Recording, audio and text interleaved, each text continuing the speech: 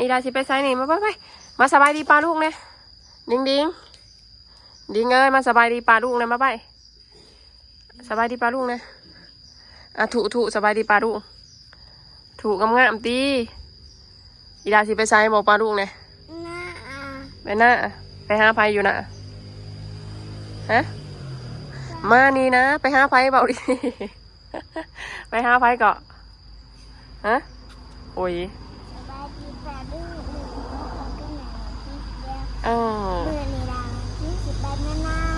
ไปเมื่อหน้าก็มีกระเป๋าหน่อยต่างหากไปมีอีกยังกับในกระเป๋า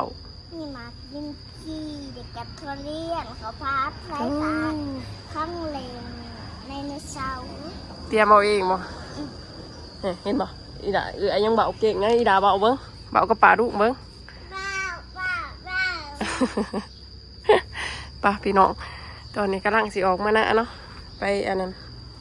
ส่งเขาไอดอนเพราะไอดอนเพิ่นไปสีดยาแต่เสาร์ผมมาเด้อถามแม่ก่อนเด้ออุ้ย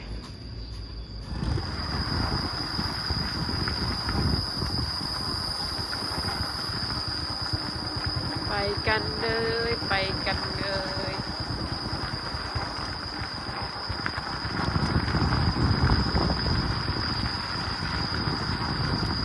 หัวอยู่ในคูใหญ่เนี่ยว่ามันลงนะ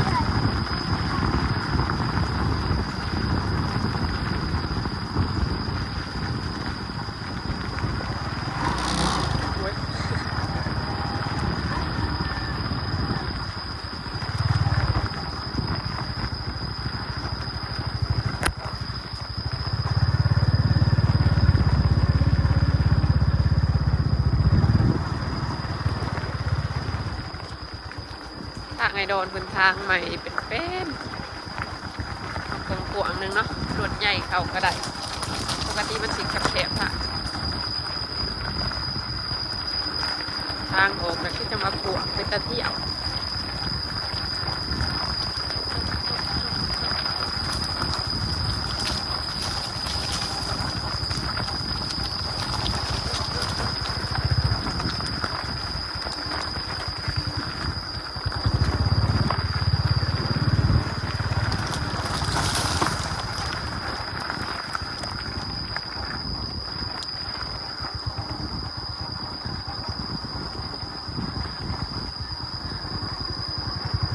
เที่ยวเร็วยังจะใส่ปุ๋ย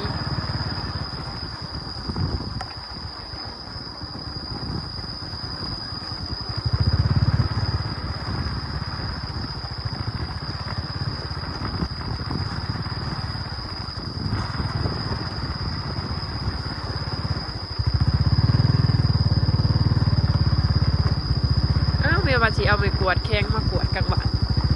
กระดึ๊บไม่ได้แดนหับอยู่หับ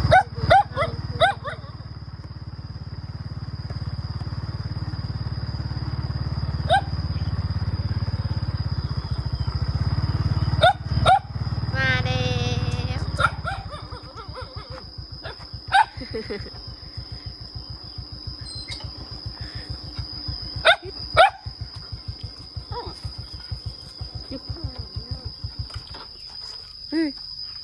ได้อียังมา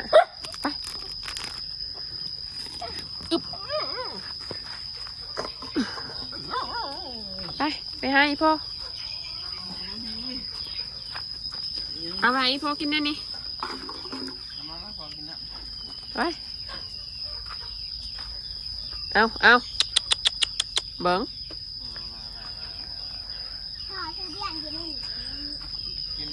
บาดเคี้ยวเปิดจะได้พี่น้องเขาน้ำถามปลาเขาเคี้ยวเต็มทงแล้วกระดังมิตรนาเป็นน้ำคิงเคี้ยวน้ำบนอื่นก็กระดังบานเดียวว่าบานโกนหมูสบายดีเด้อมากินข้าวนะพี่น้องหลังจากที่บริถ่ายคลิปได้ลายมือสบายนี่แล้วก็บริไปไซนี่พี่น้อง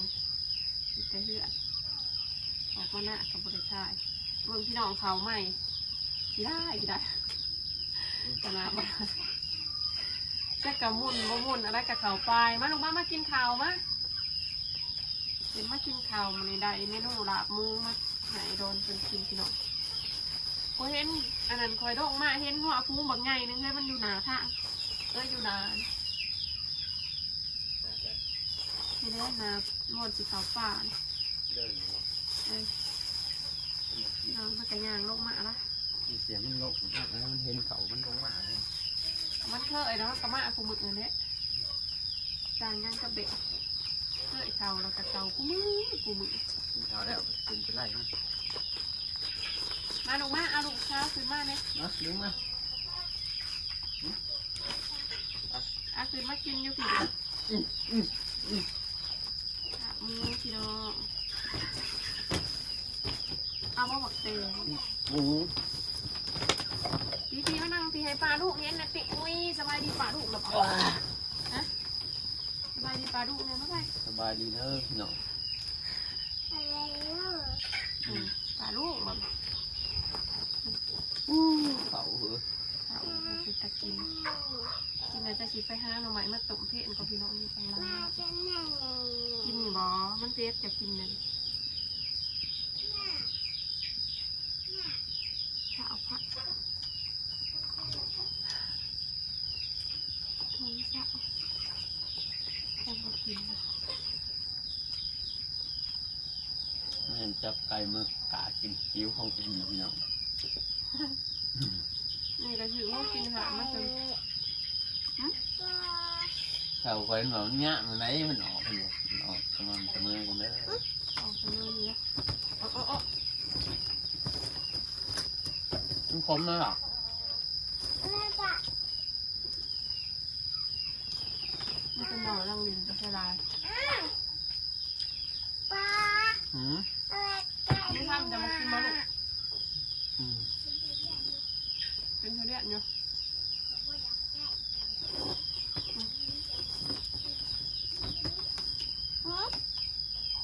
นางดีปลาลูกจะบ่เห็นหาทางปลาลูกอยู่ข้างล่างเป็นบ่สบายดีลุงเขาเลิกปลาลูกเลยสบายมันเป็นแบบแค่แง่เนาะแต่เราบางคนหนึ่งบางน้นหนึ่งเลยนี่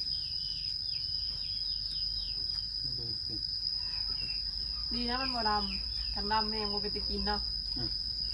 แบบดำๆเนี่ยเขาก็มุนเขาบ่ง่ายเอาไปกินเขาบ่เสียบแล้วจังอย่างไรเขาหน้าแซ่งพี่น้องเขาปลายได้แต่โมเมนเขาอันนี้ความบะมุนแต่กับข้าวอยู่ใช่ปะ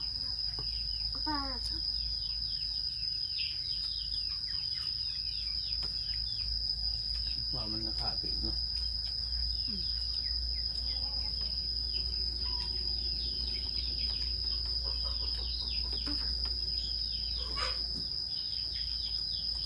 ในวันเราขายหาปัญหาเราขายจะ2 บาทได้ใช่ไหมล่ะเริ่มมาแล้วหวังแม่นะครับมีเราโปน หาชอบกินด่านหางปลาไม่กินด่าน ขายจะ2เอาลูกคนแล้วบอก ชิป ต้อง180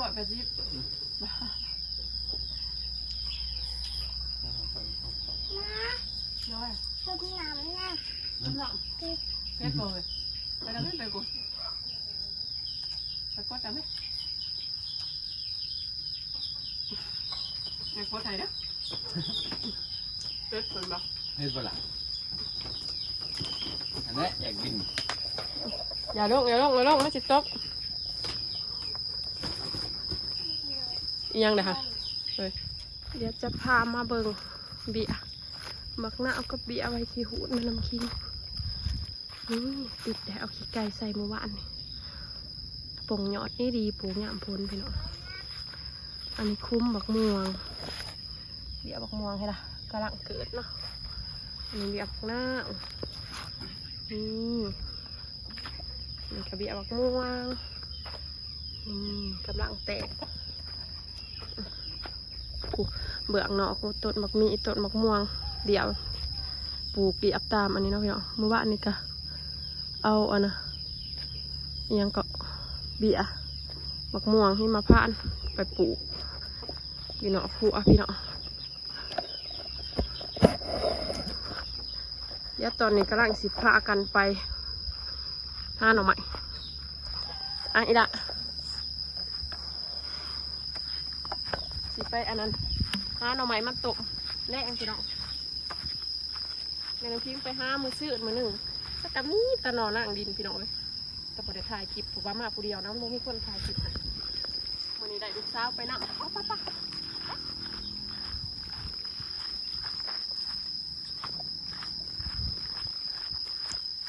เสียงแค่นี้เอากับบริษัท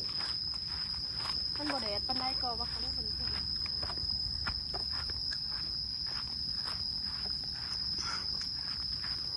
ก็ยำมียังหลายในปากเลย ยำหมักอะค่ะหมักดินจี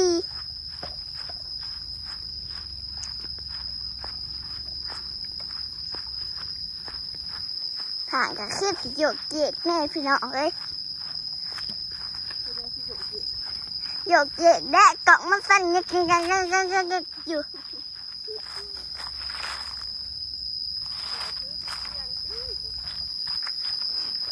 ทือเถียงเลยนี่โยกไปมาอยู่จะกระทือตี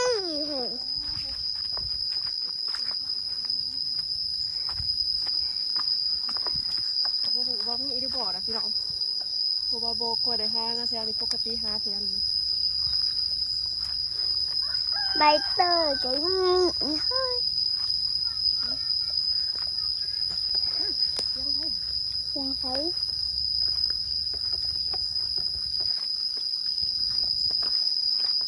เป็นตามิดอยู่บ่ละมันจะมามิดก่อยหน่อยปกติหน่อไม้เนี่ยอันนี้มันลายเลยแต่ว่าเทียนี่มันบ่ค่อยโป่งเลยจ้ะ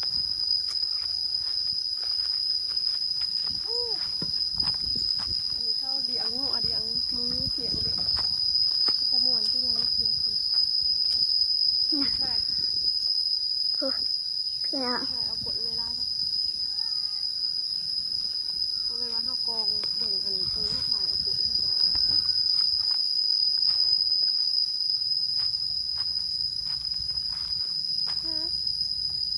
คือผม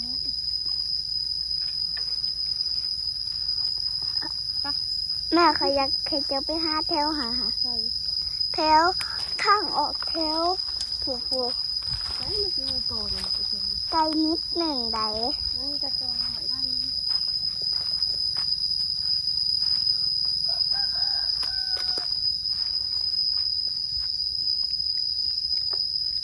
ถ้าพอคนมาคอยหาแทนมันบ่มีอีกเลยนี่หนูเอาพี่ข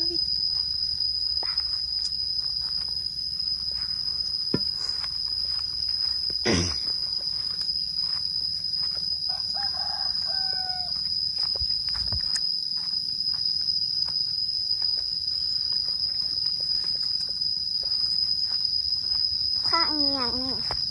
พี่น้องหมดเจ็ด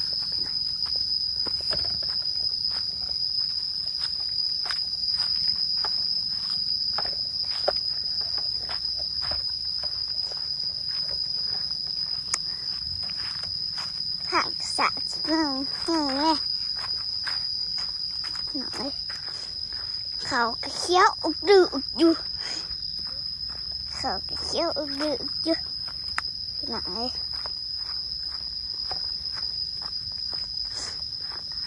พอฉีดยากันหยาเลย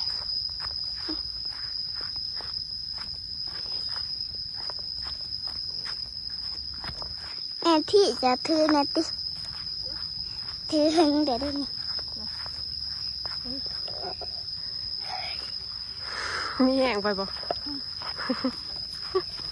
ไปเดี๋ยวมาเบิ่งกันมาหาสิได้อยู่บ่แถวบ่เคยหากับบ่อยากหาปานใดพี่น้องพอเฮ็ดหัวเมื่อวานซื้ออันนี้นะแตนได้ปะ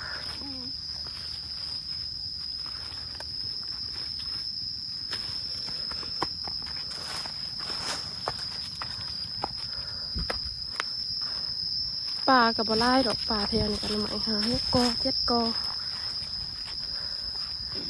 มันบอกคือแถวหน้าหวยแม่น้ำพิงที่แม่น้ำพิงเห็นหน้าแสงอะเนาะ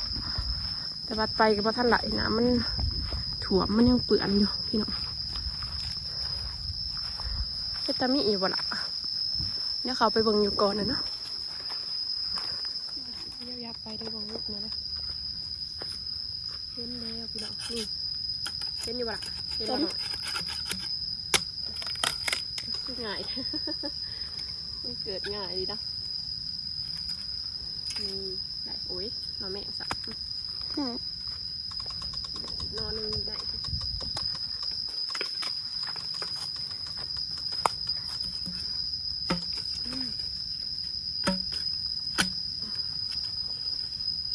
โอ้ย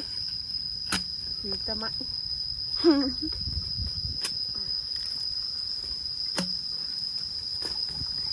แม่เอานอนต้องคอยบอกน้ำหานะ นอนจะได้เลย เอาจะอยากเค้นหรอ โอ้ยโกะนะคะอันนี้มันเป็นหน่อไม้ไข่หวานมันดูเป็นเนี่ยพอกินหน่อไม้ไข่หวานโอ้หน่อยใหญ่จังนี่ กินโดดใครอยากกินเนาะ เอาเนื้อเสียเอาเนื้อเสียนี่ก่อนวางแซนเด้อ ไปต่อ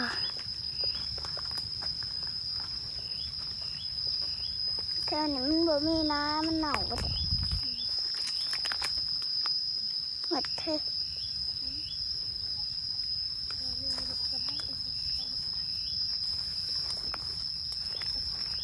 เป็นเพื่อนสุ่มหน่อยอยู่ในคักได้เนาะมีหลังคาบังอีกนะแดดเดิมมาแห้งเด็กแดดเดิมมาแห้งแล้ว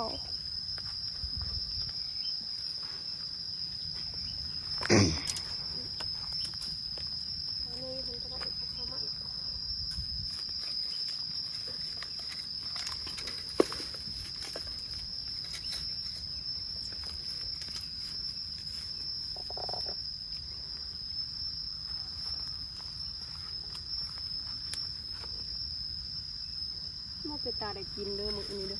ก่อไฟยังบ่มีหน่อไม้ปกติยามพลนี่มันก็หลายได้เลยหน่อไม้เขาก่อได้ก็พ่อได้ตกก่อน่ะเด้อเป็นยามหาง่ายเพราะว่ามันก็เป็นยามมันป่งเนาะพี่น้องมันมาเท่านี่บ่มีอีสะพอบ่เห็นคนหาบ่ค่อยเกิดเนาะไปออกไปบ่ได้กินได้ยากดอกมีแต่ห้อยข้าวสับแถวนี้กันแถวน่ะเพราะว่าบ่มี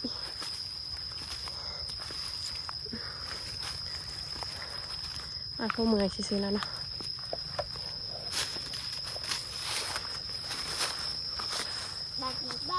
นี่พี่น้องไอ้ดอนเป็นเห็ดถั่วใหม่ๆน้ำแม่น้ำจิ้งเอาเบียอันนี้มาปลูกเบียบักม่วงที่มาผ่านอยู่ภูเจนะกะมิอยู่เจนะกะมิ4 เบีย5 เบียต้นมักม่วงที่มาผ่านปะนี่ตันงัวถานี่พวกงัวหมักเขามา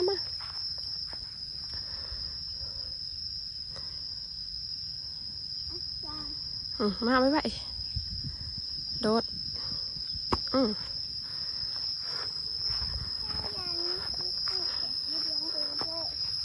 มันเป็นยางบักติ๋วต้นนี้ยังก่อนต้นบักติ๋วแม่นบ่ติ๋ว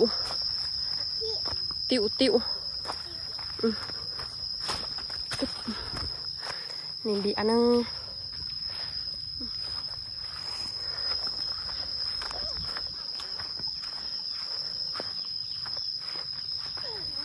ละก็กิ๊ก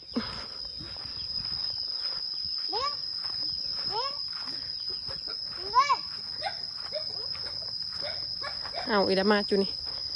กระตังบดจืดเจ้าของตัวเองกะห้าวอายุบัส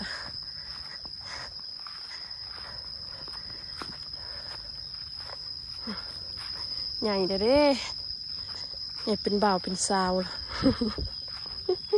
ตัวหูก็ตัวเมย์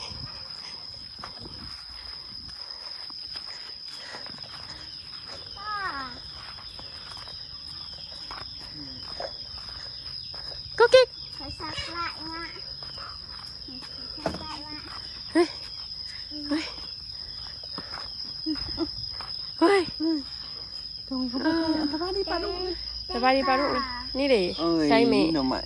มันบ่มีจ้ะ มันบ่มี ต้องน้าไปปงบัตรซื้ออื่นมือหนึ่งหอนป๊าดแบบว่ามันสื่นเลยเนาะจะข้างมันไหวบ่เป็นถิดทรงถิดนะบ่เฮ้ย เดือน เป็นเดือนนะเนาะข้างไหวจากแต่บ้านเขา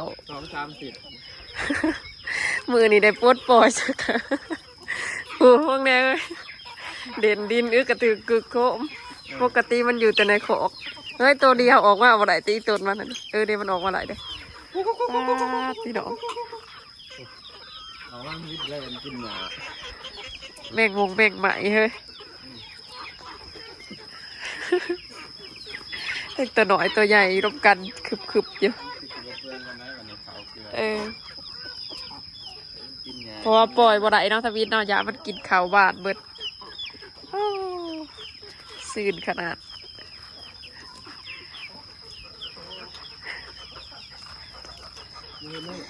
ที่แต่ตัวน้อยๆนะออกจากตัวน้อยแต่กับมิตรเมย์มาเถอะนะจูดได้เด้อในทีนึงเอามันแหงผูแบบโบดเด้อนะปล่อยออกว่ากระเลนสะอยู่บางเนื้อเอิดมากกับโบมา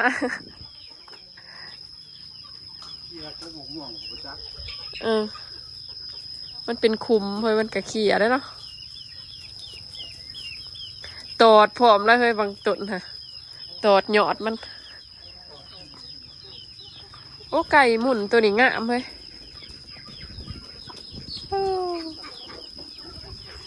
เตียนเอืออยู่เช้ากันมันกินปะ